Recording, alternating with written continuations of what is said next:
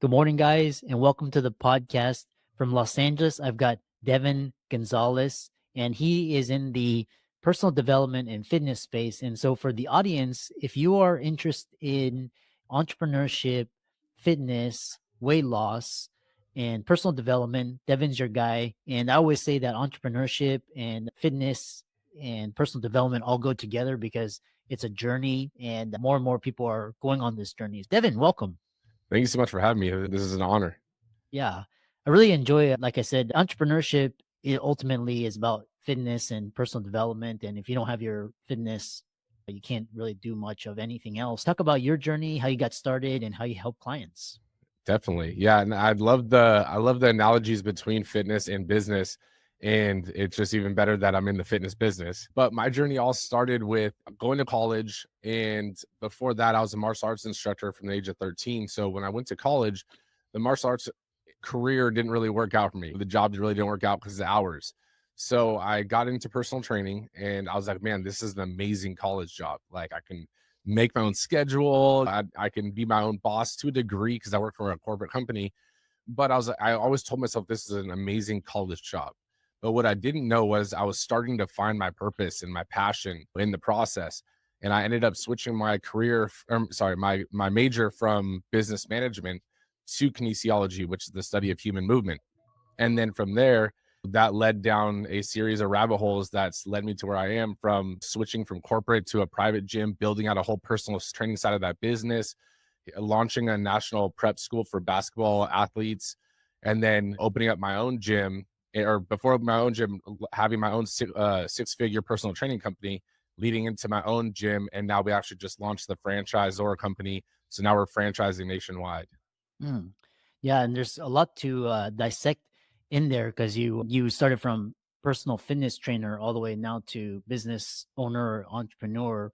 Creating franchise. So I really love that. And the first story or the first question I have for you is just what were the mind shifts that made all the difference? Because a lot of people they start out as entrepreneurs.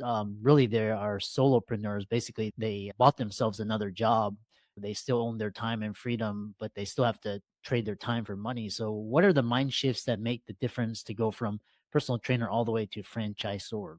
Yeah, definitely. And I agree with you so much. There's different mindset shifts, but there's also different levels of or different types of entrepreneur, right? There's a self-employed or a solopreneur who essentially, when I had my six-figure personal training company, that's what I was. And the mindset at that is you're trying to build a business to a degree, right? You're building this business, but you are the business. There is no sick days, there is no PTO and so forth. If you're not working, you're not getting paid. And so that's the first realization, is though you don't have anyone to blame. If things aren't working, you're the only one on the team. That you're the problem if things aren't working. And then taking the next step and going into becoming an actual business owner, right? An entrepreneur level of business owner, and having employees and having an actual location for launching the gym. Then it was shifting your mindset around you have to solve everything to you need to create systems and processes so that your team can learn how to do things correctly. Because this is one thing I learned when we started building the franchise side was I stepped away. My business partner didn't come from the entrepreneurial solopreneur background. He was a W-2 employee, and I convinced him to hop on board with me.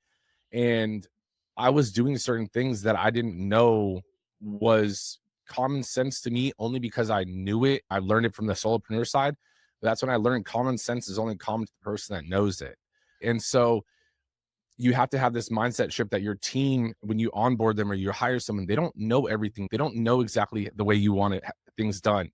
And you also can't expect that from them and be like, you know what, it's just gonna be faster for me to do it. Let me just do it real quick. Because now you're the bottleneck to your growth. So that's the next mindset shift, is realizing that you need to delegate. There is a learning curve to it.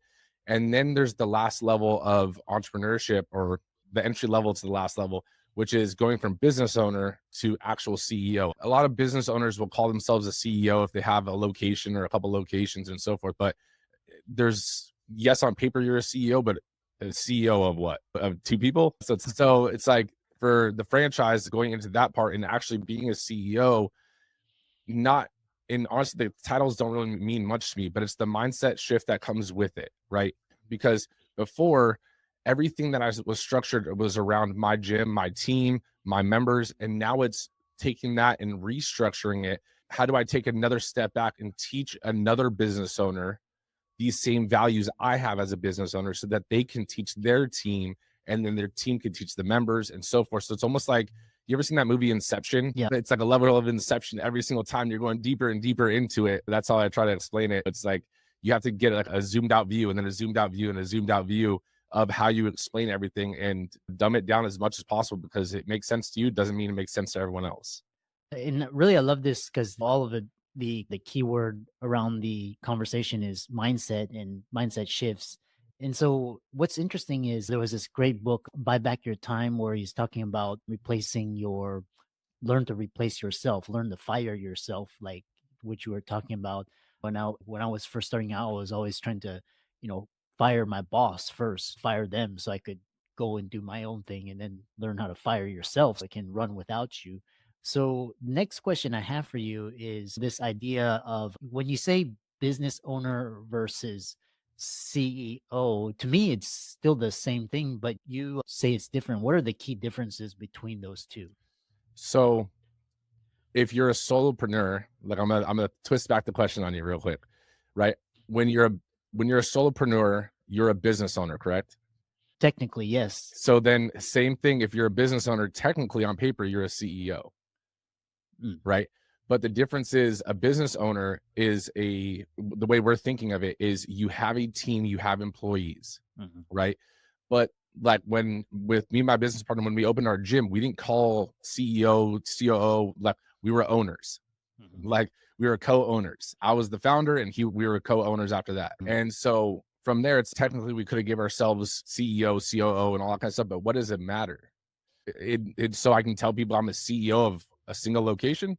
Like, what is that? What's that? Like, who are you and trying to impress? Like, real recognize real at that point.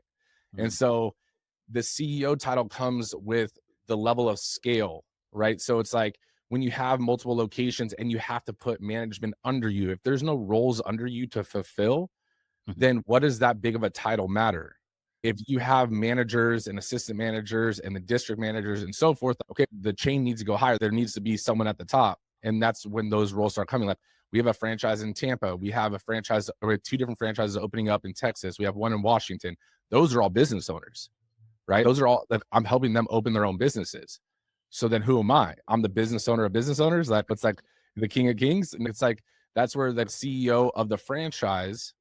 mhm. But when people ask me what I am in my gym, I'm an owner. I'm not a CEO of this location. Interesting. So it's the mindset comes down with it, because each level you're serving, like your job as an owner, as a CEO, is to serve and to serve your team, right?